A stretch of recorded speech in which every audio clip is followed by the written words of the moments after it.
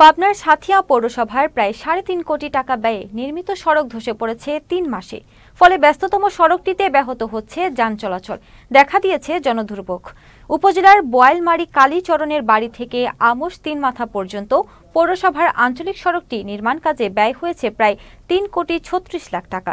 ঠিকাদারের অবহেলা আর নিম্নমানের কাজের অভিযোগ স্থানীয়দের। প্রতিনিধি MJ সুলভের পাঠানো তথ্য ছবিতে ডেস্ক রিপোর্ট। ৩,৩৬,০০,০০০ টাকা ব্যয়ে নির্মিত পাবনার সাঁথিয়া পৌরসভার বোয়ালমারী আমস সড়কটি উদ্বোধন করা হয় গত ১৫ জুন। কিছু স্থানে কার্পেটিং সহ বেশ কিছু কাজ বাকি রেখেই সাবেক ডেপুটি স্পিকার শামসুল হক টুকুকে দিয়ে সড়কটির উদ্বোধন করে ঠিকাদারি প্রতিষ্ঠান DCL&OC-JV। সড়কটিতে এখনও বসানো হয়নি সড়ক বাতি কিংবা ট্রাফিক সাইন। মাত্র ৩ মাসের মাথায় ধসে পড়েছে সড়কটির বিভিন্ন অংশ, ব্যাহত হচ্ছে যান চলাচল। এ নিয়ে ক্ষুব্ধ স্থানীয়রা। মানটা খুবই খারাপ হয়েছে এবং আমরা বলার পরেও যেভাবে কাজ করার কথা সেভাবে করে নাই। আমরা বলার পরে প্রতিবাদ করার পরে বলছে যে আমাদের যেটা অর্ডার আছে পাথর, খোয়া, তারপরে ভিটামিন, এইগুলো নিম্ন পর্যায়ের জন্য এই রাস্তাটি হবে। রাস্তা তো আমাদের এলাকারই, এখন কাজটা হয়েছে নিম্নমানের। বলছিল পাইলিং হবে, কিন্তু এ পর্যন্ত পাইলিং হয় নাই।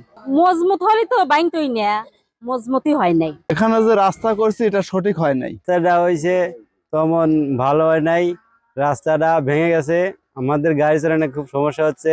এদিকে ঠিকাদারের মাধ্যমে সড়কটি পুনরায় মেরামতের আশ্বাস দিলেন প্রকৌশলী। আমরা এটা দেখেছি, তদন্ত করেছি এবং ঠিকাদার এখনো এটার চূড়ান্ত বিল গ্রহণ করে নাই এবং চূড়ান্ত বিলের পরেও 1 বছর 3 বছর এটার জামানত পিরিয়ড আছে, তার মধ্যে ঠিকাদার এই রাস্তা সেরে দিতে বাধ্য। উনি যদি এটা না সারে ওনার কোনো বিল প্রদান করা হবে না। দ্রুত সময়ের মধ্যে সড়কটি মেরামতে ঠিকাদারকে অবহিত করা হয়েছে বলে জানালেন পৌর প্রশাসক। কালীচরণের বাড়ি হতে আমসের ৩ মাথা পর্যন্ত একটি রাস্তা সম্প্রতি নির্মাণ করা হয়েছে, বিটুইনাস কার্পেটিং রোড। এই রোডটি আমরা সম্প্রতি জানতে পেরেছি যে ভারী বর্ষণের কারণে বিভিন্ন জায়গায় পুকুর বা স্লোপের সংলগ্ন স্থানগুলোতে রাস্তাটি ভেঙে গিয়েছে। এই বিষয়ে আমরা জেনেছি এবং আমরা সরজমিনে তদন্ত করে দেখেছি আসলে রাস্তাগুলো ক্ষতিগ্রস্ত হয়েছে। তো এই রাস্তার যে প্রজেক্টের যে কাজটি এটি এখনো সমাপ্ত হয়নি এবং চূড়ান্ত বিল এখনো পরিশোধ করা হয়নি। এ মর্মে ঠিকাদারকে অবহিত করা হয়েছে। জনদুর্ভোগ লাঘবে অবিলম্বে সড়কটি মেরামতের উদ্যোগ নেবে কর্তৃপক্ষ, এমন প্রত্যাশা স্থানীয়দের। Zainul Abedin, channel S news desk.